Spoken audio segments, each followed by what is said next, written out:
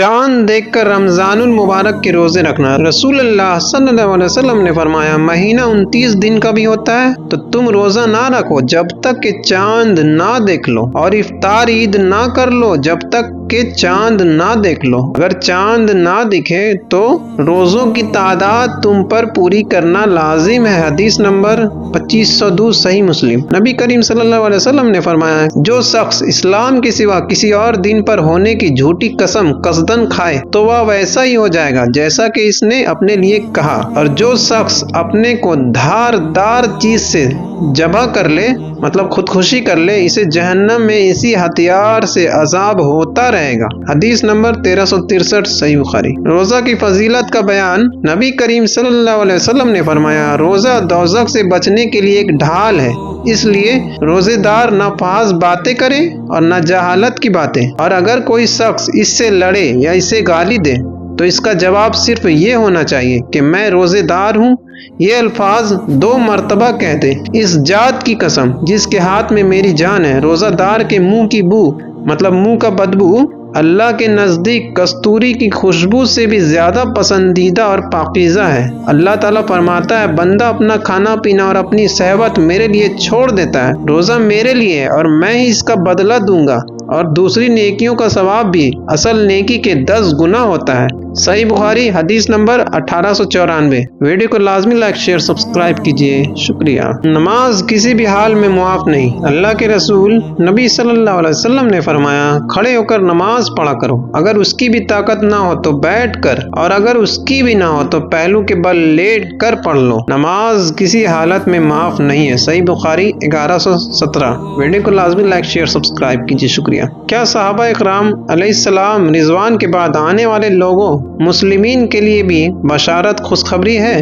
رسول اللہ صلی اللہ علیہ وسلم نے فرمایا اس شخص کے لیے بشارت خوشخبری ہے جس نے مجھے حالت ایمان میں دیکھا، اور اس شخص کے لیے 7 بار بشارت ہے جو مجھے بغیر دیکھے ایمان لائے، یعنی رسول اللہ صلی اللہ علیہ وسلم پر۔ مشکات المصابیح 6290۔ ویڈیو کو لازمی لائک شیئر سبسکرائب کیجیے، شکریہ۔ حدیث مبارک میں رمضان کے کون سے فضائل بیان کیے گئے ہیں؟ اللہ تعالیٰ نے رمضان کے مہینے میں روزے رکھنے کو فرض قرار دیا۔ سورہ بقرہ۔ قرآن مجید کو اللہ تعالیٰ نے اس مہینے میں نازل کیا۔ سورہ بقرہ۔ اس مہینے میں لیلۃ القدر ہے جس میں عبادت 1000 مہینے کی عبادت سے بہتر ہے۔ سورہ قدر۔ قرآن۔ اس مہینے میں روزے رکھنا اور رات کو قیام کرنا گناہوں کی مغفرت کی سبب ہے۔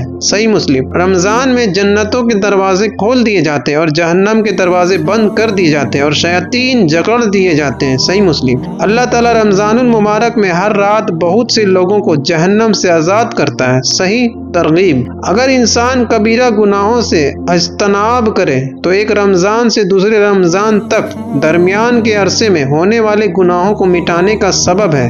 صحیح مسلم۔ رمضان میں عمرہ کرنا حج کے برابر ہے۔ صحیح مسلم۔ آپ صلی اللہ علیہ وسلم نے فرمایا انسان جب امام کے ساتھ نماز پڑھتا ہے اور اس کے فارغ ہونے تک اس کے ساتھ رہتا ہے تو اس کے لیے پوری رات کا قیام شمار کیا جاتا ہے۔ تو یہ تھا فضائل رمضان کا، ہے نا، قرآن اور حدیث سے۔ ویڈیو کو لازمی لائک شیئر سبسکرائب کیجیے، شکریہ۔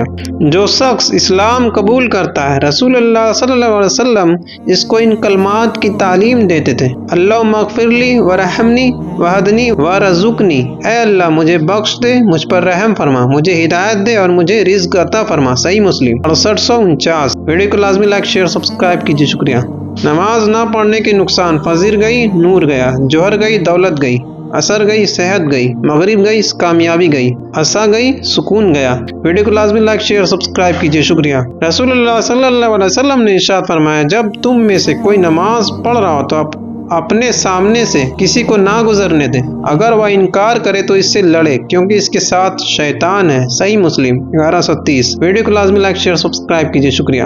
جو شخص سجدے میں امام سے پہلے اپنا سر اٹھاتا ہے کیا وہ اس بات سے نہیں ڈرتا کہ اللہ تعالیٰ اس کے سر کو گدھے کے سر سے بدل دے؟ صفین ابن ماجہ 961۔ ویڈیو کو لازمی لائک شیئر سبسکرائب کیجیے۔ رسول اللہ صلی اللہ علیہ وسلم نے فرمایا جو شخص سجدے میں امام سے پہلے اپنا سر اٹھاتا ہے کیا وہ اس بات سے نہیں ڈرتا کہ اللہ تعالیٰ اس کے سر کو گدھے کے سر سے بدل دے؟ صفین ابن ماجہ 961۔ ویڈیو کو لازمی لائک شیئر سبسکرائب کیجیے، شکریہ۔ انسانی آزادی: امیر المومنین علی ابن ابی طالب علیہ السلام فرماتے ہیں تمام انسان آزاد پیدا کیے گئے ہیں، لیکن اللہ نے تم میں سے بعض کو بعض پر اختیار و فوقیت دی ہے۔ حدیث ویڈیو کو لازمی لائک شیئر سبسکرائب کیجیے، شکریہ۔ حدیث نبوی صلی اللہ علیہ وسلم میں حضرت عائشہ نے رسول اللہ صلی اللہ علیہ وسلم کو یہ فرماتے سنا کہ جو شخص لوگوں کو ناراض کر کے بھی اللہ کی رضا کا طالب ہوتا ہے تو اللہ لوگوں کے بالمقابل خود اس کے لیے کافی ہو جاتا ہے، اور جو شخص لوگوں کی رضا جوئی کی خاطر اللہ تعالیٰ کو ناراض کرتا ہے تو اللہ تعالیٰ اسے لوگوں کے سپرد کر دیتا ہے۔ اس کا مطلب ہے کہ لوگوں کے لیے اللہ کو ناراض جو کرتا ہے تو اس کو اللہ تعالیٰ لوگوں کے ہی سپرد کر دیتا ہے، اور جو لوگوں کو ناراض کر دیتا ہے لیکن اللہ کو ناراض نہیں کرتا تو اللہ اس سے خوش ہو جاتا ہے نا، اللہ اس کے لیے کافی ہو جاتا ہے۔ تو یہ تھا اس حدیث نبوی صلی اللہ علیہ وسلم کا معنی۔ ویڈیو کو لازمی لائک شیئر سبسکرائب کیجیے، شکریہ۔ نبی صلی اللہ علیہ وسلم کی رنج و غم کے وقت کی دعائیں: لا الہ الا اللہ العظیم الحلیم، لا الہ الا اللہ رب العرش العظیم، لا الہ الا اللہ رب السماوات و رب الارض رب العرش الکریم۔ اللہ کے سوا کوئی معبود نہیں، وہ عظیم ہے، بہت بردبار ہے۔ اللہ کے سوا کوئی معبود نہیں، وہ عرش عظیم کا رب ہے۔ اللہ کے سوا کوئی معبود نہیں، وہ آسمانوں کا رب، زمین کا رب اور عرش کریم کا رب ہے۔ صحیح مسلم حدیث نمبر 6921۔ ویڈیو کو لازمی لائک شیئر سبسکرائب کیجیے، شکریہ۔